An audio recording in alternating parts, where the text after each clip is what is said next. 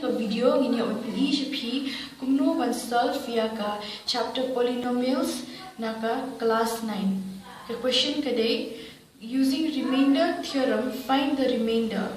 The question number 1, x cubed minus 6x squared plus 9x plus 3 is divided by x minus 1.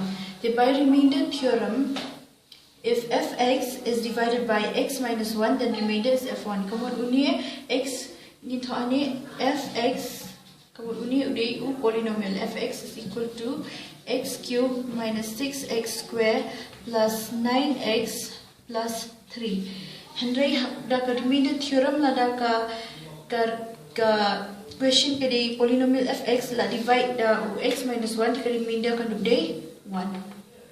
Nombor bala divide unia ke remainder kan day 1. Dia jaka ke remainder kan day f1. Dia jaka jong fx ngin tha f1.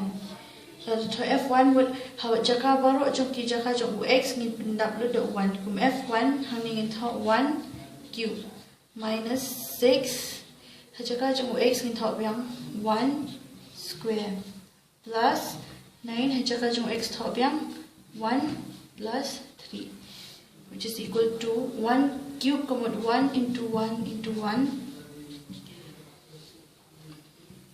minus 1 into 1 into 1 minus 6 1 square kemudian artinya 1 into 1 plus 9 into 1 plus 3. 1 to 1 with ini it will be 6 plus 9 plus 3. Dia minta ngin try and social baru ki positive.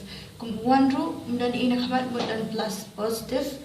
Unia di 1 plus 9 long 10, 10 plus 3 long 13.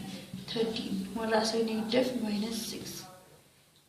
Di 13 minus 6 kan day 7. Therefore 7 kan day ke remainder ladang divide the ux minus 1 ux cube minus 6x squared plus 9x plus 3.